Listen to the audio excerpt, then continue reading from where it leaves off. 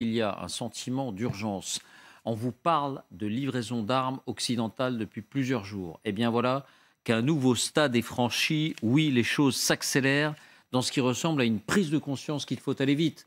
Et peut-être en raison de l'état du front, parce qu'on l'a dit, la dynamique est plutôt côté russe, même s'il ne s'agit que de grignotage de quelques kilomètres carrés pour l'instant.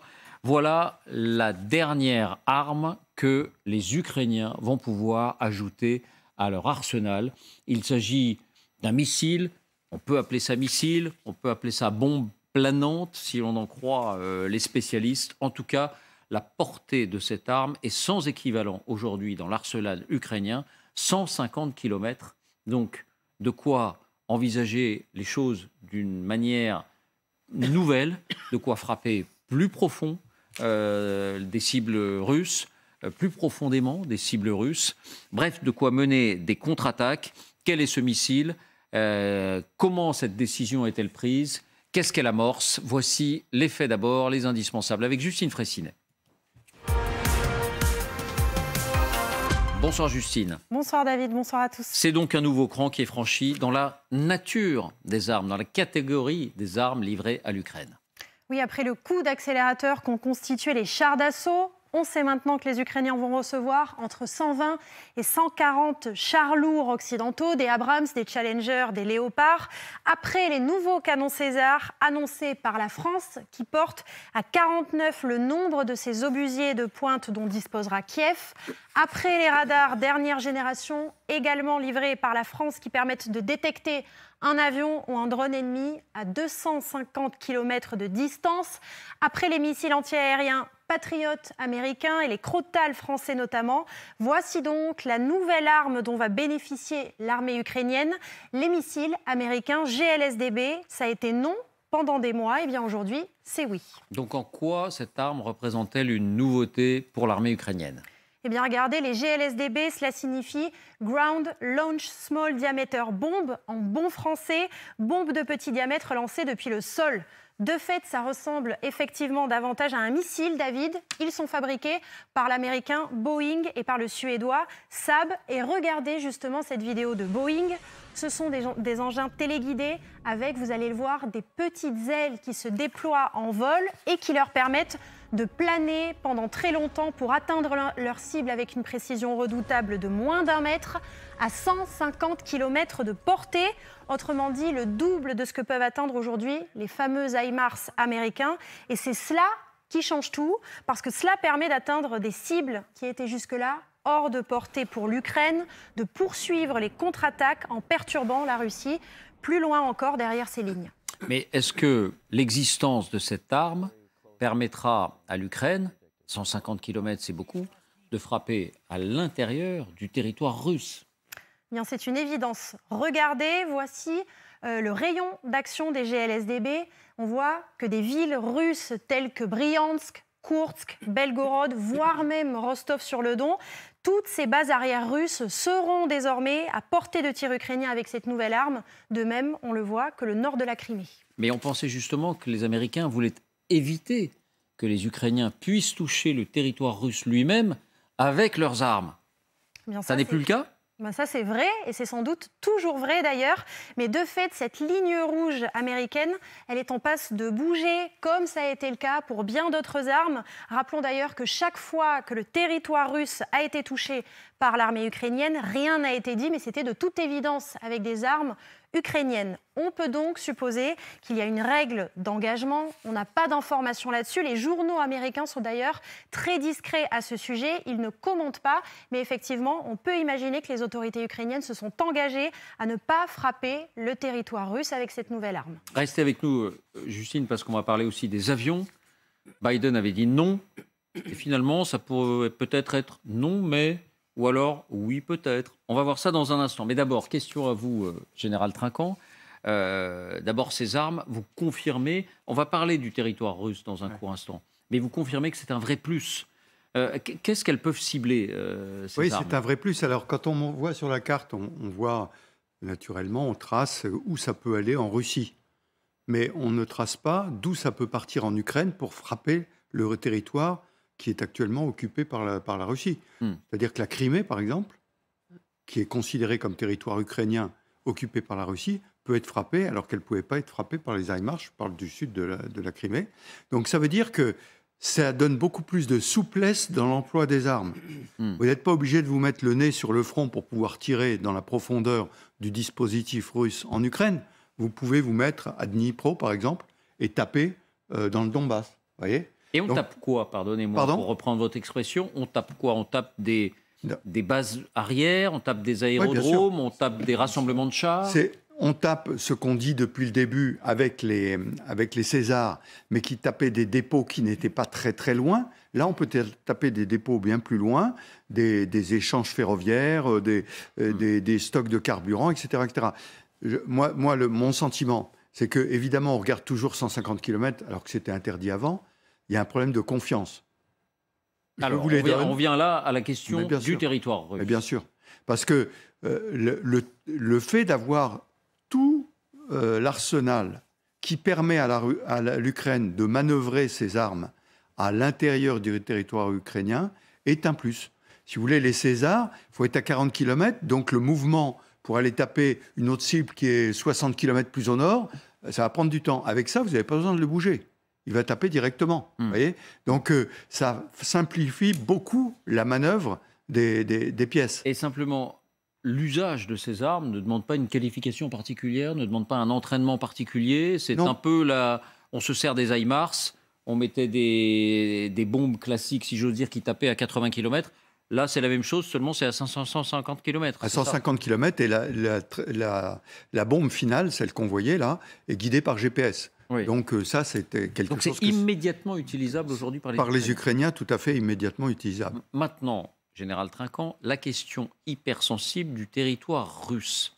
Est-ce à dire qu'au moment de livrer cette arme, et là on voit ce que représente 150 km au nord, à l'est, au sud, au sud-est de l'Ukraine, toute cette bande de territoire russe que cette nouvelle arme permettrait de frapper. Est-ce à dire qu'en livrant cette arme à l'Ukraine, les États-Unis ont fixé une règle d'engagement, comme on dit, c'est-à-dire nous vous faisons confiance pour ne pas frapper le sol russe avec cette arme? Oui, et je pense que les Ukrainiens ont déjà répondu. Et vous voyez les deux sortes de couleurs qu'il y a au nord et au nord-est. Vous avez une couleur un peu plus foncée. Et là, c'est la zone interdite, parce que vous avez franchi la frontière internationale.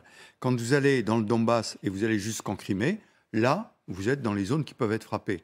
Donc je pense qu'il y a ces zones qui ont été définies. Et au passage, c'est les zones qui, aujourd'hui, intéressent l'Ukraine.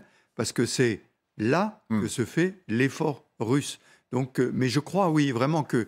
Mais pardonnez-moi, c'est un engagement moral? C'est-à-dire que les Américains vont faire confiance à l'armée ukrainienne? Mais oui, et je pense que c'est un engagement au niveau des présidents, bien sûr, qui doivent faire redescendre les consignes. C'est pas vraiment un secret de savoir qu'il y a des conseillers américains qui sont aussi avec l'armée ukrainienne et que tout ceci va se faire respecter comme cela, sinon, terminé, on n'en voit plus rien. Et donc, à ma connaissance, moi j'ai entendu une déclaration du président Zelensky qui disait « Nous ne frapperons pas en territoire russe avec de l'armement qui nous est fourni ». Donc je crois que ça repose avant tout sur une question de confiance. Les alliés doivent avoir confiance dans l'Ukraine pour leur fournir ça. Sinon, si cette confiance est rompue, ça va créer quand même un gros problème. Et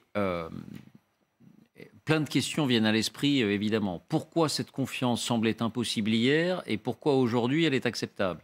Vincent? Il y a une réponse que j'emprunte tout simplement au porte-parole du Pentagone.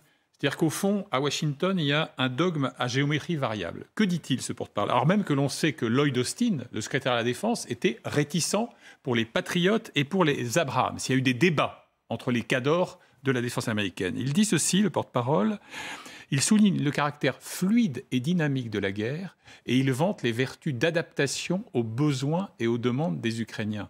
Tout est là. Donc en langage courant, ça veut dire? Géométrie variable. Ouais. Ça veut dire qu'en fonction des nouvelles donnes, qui peuvent être d'ailleurs imprimées par exemple, le déferlement de frappes russes sur des infrastructures civiles ou énergétiques, eh bien, on peut faire bouger les lignes rouges. Les lignes rouges sont peut-être continues ou en pointillés, mais en tout cas, elles sont mobiles.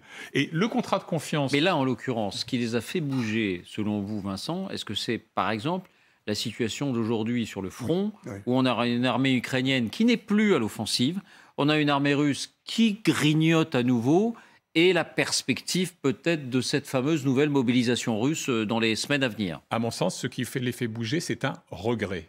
C'est le constat qui a été établi par la plupart des experts les plus fiables, selon lequel des décisions anticipées, notamment sur la livraison de certains types d'armements, auraient permis à l'armée ukrainienne de tirer un meilleur parti des faiblesses et des défaillances du dispositif russe, alors que là, en quelque sorte, il va falloir non pas repartir à zéro, mais il va falloir recréer les conditions d'une contre-offensive d'envergure efficace. Oui, oui, général. Notez que cette décision de fournir ces armements arrive au même moment que le président Biden a donné un nom ferme à l'envoi de F-16. Donc, si vous voulez... Pour le moment. Oui. On va en parler dans un instant. On discutera de l'usage de l'arme aérienne dans le cas de l'Ukraine, qui est un cas très particulier.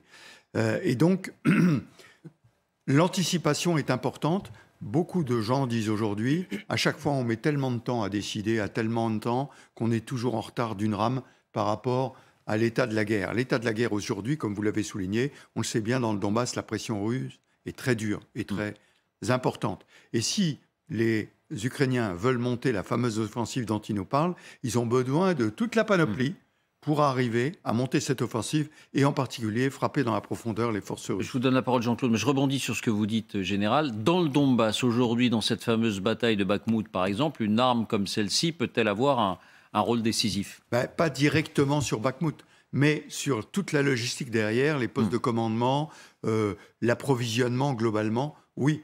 Les troupes qui vont monter, parce que comme on le sait, les Russes perdent beaucoup de force au contact. Et donc, si on les tape dans la profondeur, elles ne viennent pas au contact. Vous voyez, il y a tout un mouvement à monter. Oui, Jean-Claude. Oui, vous disiez tout à l'heure confiance. Je pense qu'aux États-Unis, actuellement à Washington, l'idée est aussi la suivante. C'est qu'il y a confiance et on a installé une confiance entre Biden et Zelensky parce que, précisément, Zelensky sait qu'il a besoin des États-Unis et des Occidentaux pour continuer le cas échéant. Mais il en avait déjà besoin avant. Mais pour ça bien que je pose sûr, ces questions. donc oui, bien sûr. Et le deuxième élément qui était complémentaire à ma première remarque, c'est qu'aujourd'hui, Biden ne peut pas se permettre de perdre ou de laisser perdre la Russie. Donc l'évolution de la situation sur le terrain oblige le président américain, le Pentagone, à changer d'option. Et vous avez vu la semaine dernière les hésitations de Lloyd Austin. On sentait bien que le Pentagone avait besoin de réagir. Et aujourd'hui, ils se disent, ils ne peuvent pas se permettre de perdre cette guerre. J'ajoute qu'il y a en arrière-fond, mais vraiment en arrière-fond, le fait que perdre la guerre face aux Russes, c'est ouvrir d'autres velléités ailleurs dans le monde. Donc aujourd'hui, c'est un corner. Il faut gagner cette partie à tout prix. Oui, on revient à la citation de l'ambassadeur Haro qui disait que l'Occident était allé trop loin dans le soutien à l'Ukraine pour se permettre de perdre. Mais bien sûr. Oui, c'est ce que disait aussi. Trop loin ou pas? Alors, Anne. Oui. Alors, moi, je suis grosso modo d'accord avec tout ce qui vient d'être dit, c'est-à-dire que sur des frappes sur le territoire russe, je suis extrêmement sceptique, sauf si ce sont des cibles militaires, comme cela a d'ailleurs déjà été fait par les Ukrainiens. Si les Ukrainiens veulent frapper, bombarder des stocks d'armes ou des stocks de matériel militaire en territoire russe, encore une fois, ils l'ont déjà fait et probablement ils le referont. Avec des armes ukrainiennes.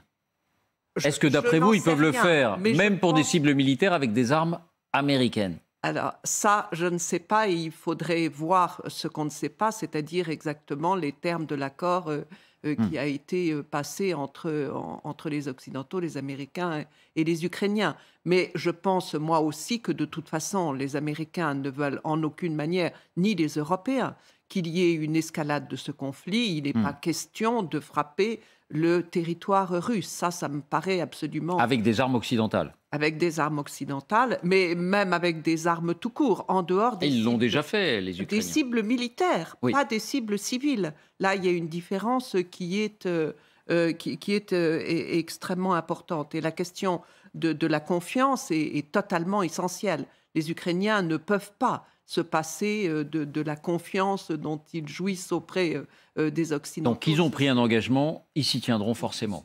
Alors, je pense que, en fait, cette décision, elle est due aussi à une évolution de la situation. C'est-à-dire que la situation franchement, elle se dégrade. Je ne dirais pas qu'elle se dégrade parce qu'il y a une dynamique côté russe. Vous l'avez dit, David. Grignotage. Je ne suis pas sûre. Oui, le grignotage, ce n'est pas une dynamique. Et encore, c'est un grignotage qui apparaît quand même pas tellement probant ou important.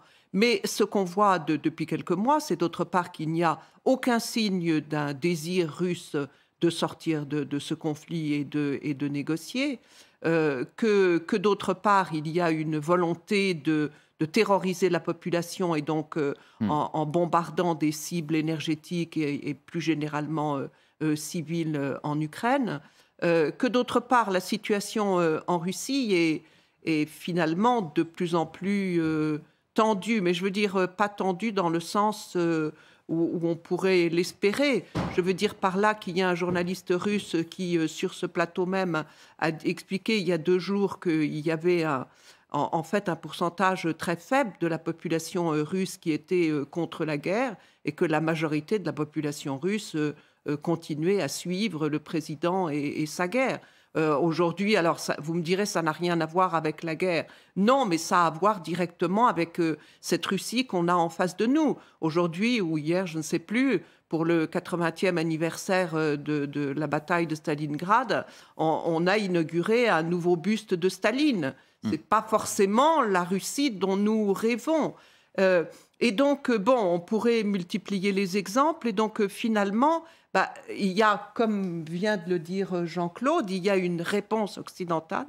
Nous ne pouvons pas perdre cette guerre. Ça a été dit très explicitement par M. Stoltenberg, le secrétaire général de l'OTAN. Ça a été dit par Emmanuel Macron il y a quelques jours aussi. D'où cette nouvelle ligne rouge qui a été franchie. Voilà. Alors, on va du coup se poser la question pour les avions. Les digues sautent. Oui. Alors, peut-être que pour les avions, si on décide dans 15 jours, quand je dis on, c'est l'Occident, de livrer des avions, on se dira à nouveau, tiens, pourquoi avoir perdu tant de temps ? On va poser la question, mais juste avant, précisons bien ce point, Général Trinquant.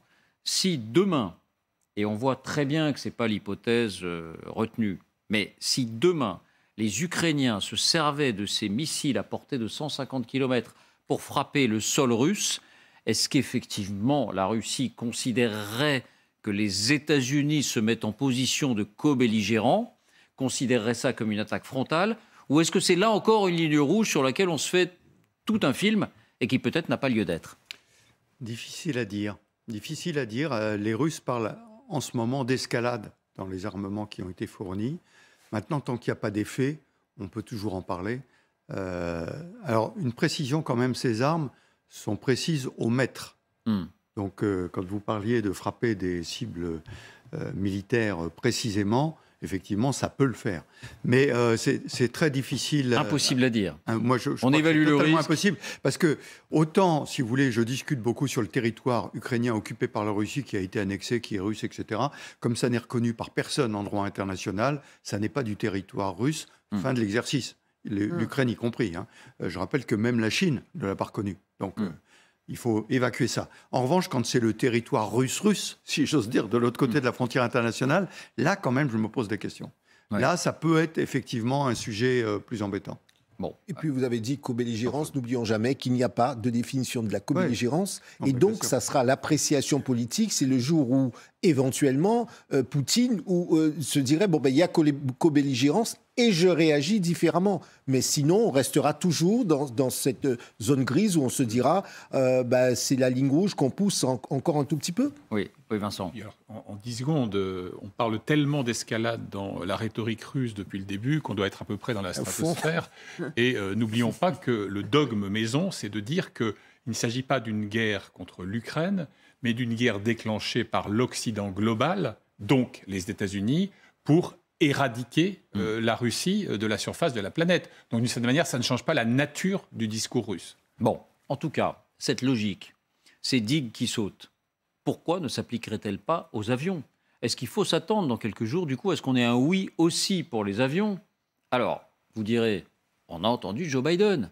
Joe Biden a dit non quand on lui a posé la question. Mais voilà que on commence à s'interroger sur la portée, sur la solidité de ce nom en quelque sorte. On vous retrouve Justine. Commençons par le commencement. Joe Biden a-t-il vraiment dit non à l'idée de livrer des avions de chasse à l'Ukraine? Factuellement, oui. C'est la réponse qu'il a donnée, brièvement mais catégoriquement, lorsque des journalistes l'ont interrogé sur la possibilité de livrer des F-16. Écoutez-le d'abord.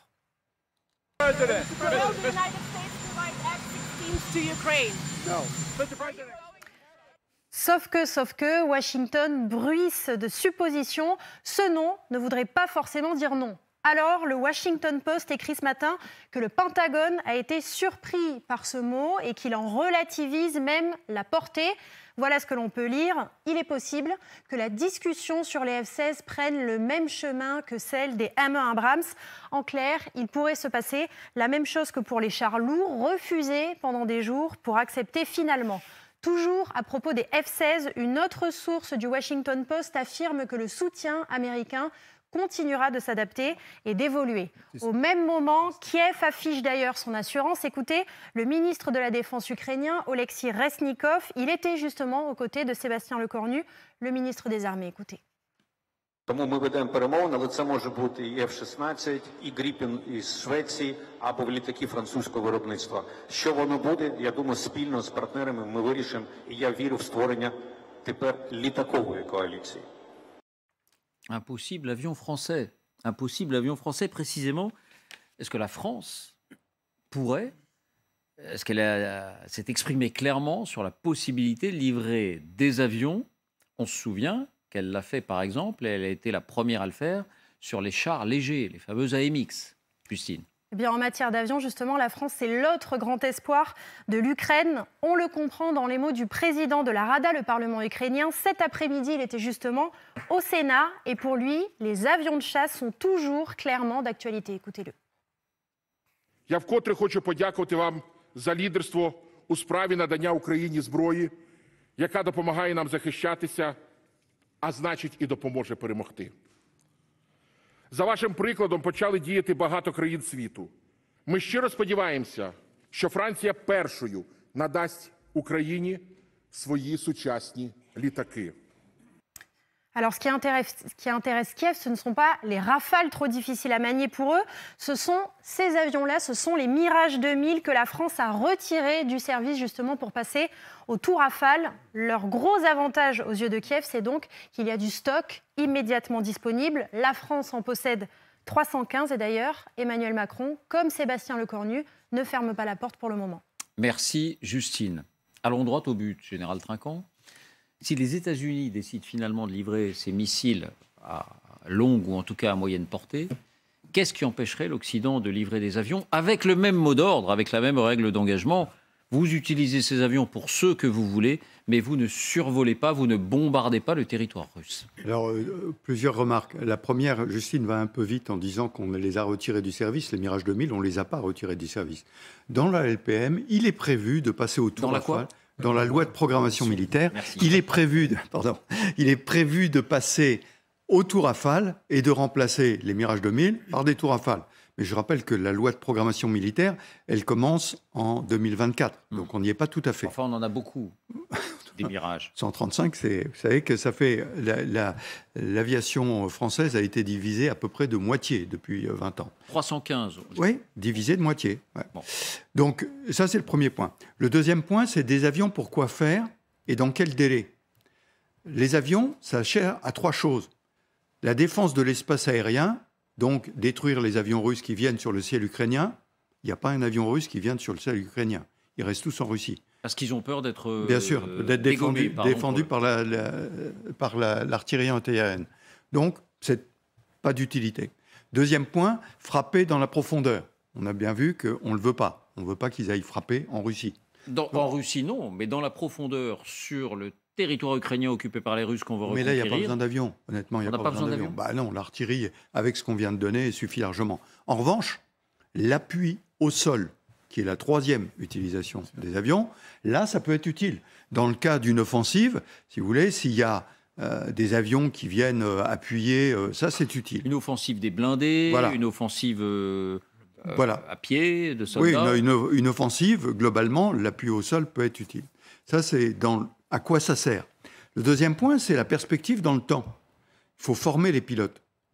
Et les pilotes, on disait les chars, ça va prendre 3 mois. Alors j'ai bien aimé la comparaison avec ça va prendre le chemin des M1 Abrams. Je rappelle que les M1 Abrams, c'est dans 1 an. Parce qu'ils vont être fournis à partir des usines, puisque les États-Unis ne veulent pas fournir à partir de leur stock à cause des secrets qu'il y a dans le M1 Abrams. Donc ça va être à partir des usines, donc dans 1 an. Donc si ça prend le même chemin, c'est dans 2 ans. Donc, première remarque que je fais, on s'engage sur une guerre longue, on le sait depuis longtemps, donc c'est pour combattre en 2024. Vous voyez ? Donc c'est pas dans l'offensive dans 3 mois, c'est pas dans l'offensive dans 4 mois, c'est pour la guerre en 2024. Et donc là, peut-être que les choses ne sont pas fermées. Explication générale Trinquant, la Pologne et les Pays-Bas, qui disposent d'avions américains, des F-15, se disent prêts à céder une partie de leur arsenal immédiatement aux Ukrainiens. Donc si vous dites 1 an, est-ce que ça veut dire qu'il faut 1 an pour que les pilotes ukrainiens, qui sont plutôt habitués aux avions de conception soviétique, type MiG, il leur faut 1 an pour apprendre à piloter des F-15 ? La question s'est posée à propos de la Pologne, etc., pas sur les avions américains, mais sur les MiG-29, pour livrer les MiG-29. Et ça, ils disaient, on livre les MiG-29, et les États-Unis, vous nous livrez des F-16 à la place, pour remplacer. Mais quand on pense avion, il faut penser aussi système d'armes. En revanche, on a été capable d'adapter un système d'armes qui sont des missiles contre radar, donc contre les radars de l'artillerie russe, sur les MiG-29. Et ce sont des missiles américains qui ont été montés sur des MiG-29.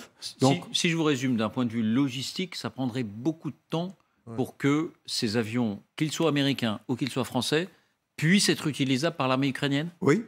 À la formation, à l'équipement, à la mise en place de tout ça. C'est pour ça que je vous dis, la perspective, c'est 2024. Donc si on s'engage sur une guerre longue pour anticiper, comme le disait Vincent, mais anticiper beaucoup, et dire, écoutez, c'est pas pour l'offensive qui va avoir lieu maintenant, mais plutôt pour préparer, parce que la guerre va être longue et en 2024, il faudra continuer à combattre. Bon, à ce moment-là, effectivement, des avions pourraient être utiles. Oui, Vincent. Bon, il y a quand même, encore une fois, cette notion de plasticité de l'agenda. Imaginons par exemple que Washington donne son aval, implicite ou explicite, à la livraison par les Pays-Bas de F-16, puisqu'ils sont en train de s'équiper en F-35, plus moderne. Bon. Imaginons que la Slovaquie, qui en a manifesté d'ailleurs le désir, cède des MiG-29, précisément, dont elle dispose aujourd'hui. La Pologne, que dit-elle aujourd'hui, par la voix du Premier ministre Mateusz Morawiecki? Elle dit il n'y a pas de discussion officielle avec Kiev à ce sujet.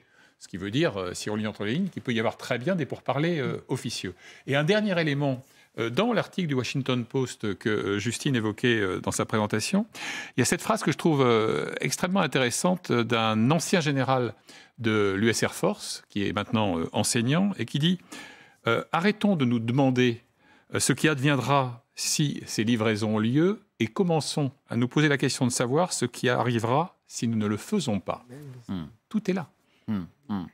Simplement d'un point de vue politique cette fois, la même confiance, le même lien de confiance qu'on peut établir avec l'armée ukrainienne sur l'utilisation des canons à longue portée, on peut l'établir sur les avions. Complètement. On pourrait livrer des avions en disant vous ne survolez pas le territoire russe. Complètement. Mais dans ce cas-là, sur les 3 cas d'utilisation de l'armée de l'air ukrainienne, il n'y a que le 3e cas qui serait utile. Mais c'est déjà pas mal. Oui, non, mais je ne dis pas que c'est pas... Oui. Je dis simplement, il y a un délai. Si vous voulez, au lieu de parler d'avion, vous vous souvenez, c'est quand on parlait de la no-fly zone. On disait, il faut des avions, il faut la no-fly zone et tout. Puis après ça, au bout d'un certain temps, on disait, mais la no-fly zone, elle existe. Parce que les avions ukrainiens, russes, ils ne viennent plus en Ukraine. Grâce aux missiles anti-aériens. Donc, vous voyez, pas besoin d'avion. Voilà, c'est pas le moyen, c'est l'effet à obtenir qu'il faut chercher. Empêcher de voler ou appuyer les forces au sol. Vous voyez. Alors vous qui connaissez bien la politique et la société américaine, Jean-Claude, on est quand même interloqué. Le président dit non, et finalement, c'est peut-être ben couille. Alors, effectivement, le président a répondu non. Vous avez vu en quelles circonstances, très rapidement. Ça n'était pas une conférence de presse très solennelle, préparée. Donc, il a répondu non. Il a été pris de court ? Il a été pris de court ?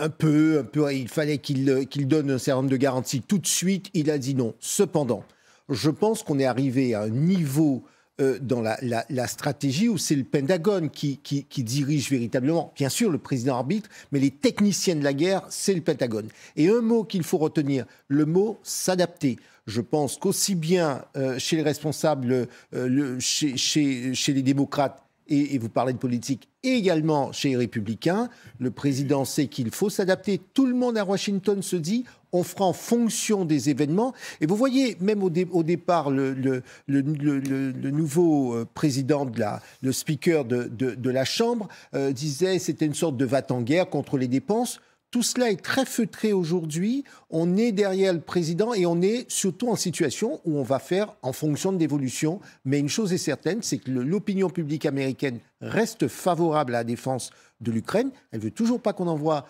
des hommes, des soldats américains là-bas. Mais en tout cas, elle est favorable à la guerre. Et il faut que Biden la gagne parce que là encore, on va rentrer en période présidentielle. J'ai l'impression que vous pensez, Jean-Claude, que les États-Unis vont dire oui. J'ai ce sentiment que les États-Unis finiront par dire oui parce qu'il y aura... Alors là encore, je ne nie pas dans la boule de cristal. Ce n'est qu'un sentiment. Mais c'est mon sentiment de ce que j'entends à Washington et de ce que je vois, dans un certain nombre de réseaux de think tanks plus ou moins crédibles. On sent bien qu'il y a cette musique qui dit il faut y aller maintenant parce que là encore, Biden, politiquement, sur le plan de la politique intérieure, il doit gagner cette guerre, en tout cas, il doit se montrer fort. On va rentrer en période électorale. Et deuxièmement, sur le plan international, les États-Unis ne peuvent pas se permettre d'être défaites sur cette guerre face à la Russie. Oui, Dominique. Oui, juste un dernier mot. Je pense que le nom du président, il faut voir aussi le contexte. On vient de livrer des chars, on vient de livrer ça, et crac, le jour d'après, on vous demande encore autre chose.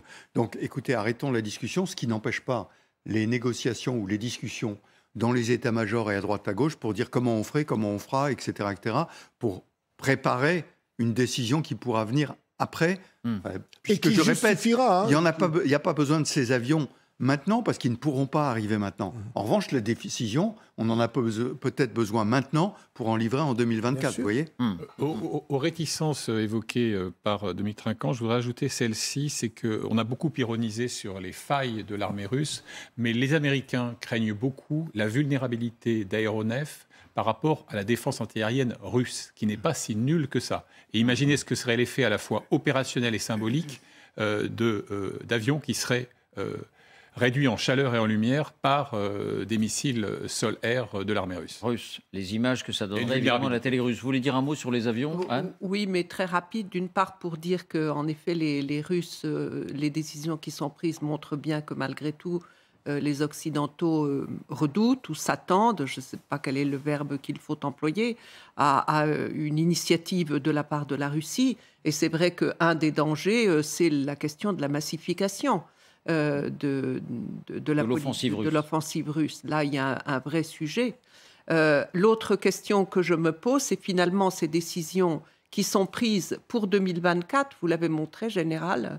En fait, c'est en soi effrayant de penser que maintenant, on s'attend tellement à ce que la guerre va durer qu'on en est à prendre des décisions pour 2024, sauf si on espère que ces décisions vont être dissuasives et que finalement, elles feront peur aux Russes et que les Russes en tireront les conséquences. À ne pas négliger non plus.